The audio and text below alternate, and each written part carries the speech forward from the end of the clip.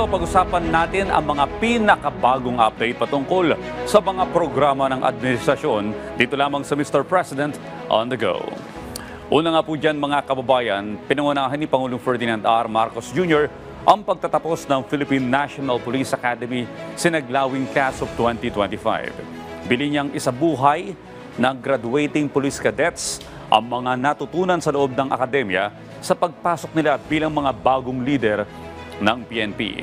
Ang commencement exercise ay may temang kapulisan na may malasakit at integridad, sandigan ng kaayusan ng sambayanan na ginanap sa Camp General Mariano N. Castañeda, Silang, Cavite.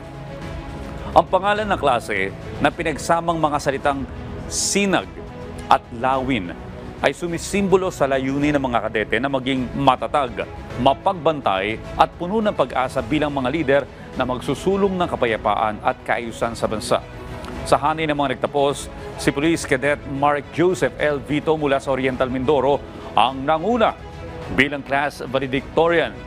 Pinarangalan siya ng Presidential Campilan Award, Journalism Campilan Award at Plaque of Merit bilang pagkilala sa kanyang natatanging pagganap at dedikasyon.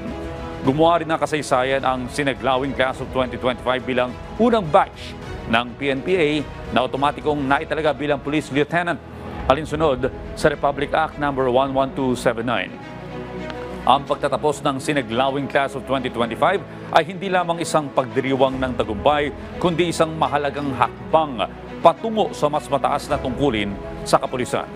Bilang mga bagong police lieutenant, inaasahan ng mga kadeteng ito na magsilbing inspirasyon sa kanilang mga kapwa-kawani ng pulisya at magtaguyod ng mas ligtas at mas maayos na komunidad. At yan po muna ang ating update ngayong umaga. Abangan ang susunod nating tatalakayin patungkol sa mga aktibidad at programa ng kasalukuyang administrasyon dito lamang sa Mr. President on the Go.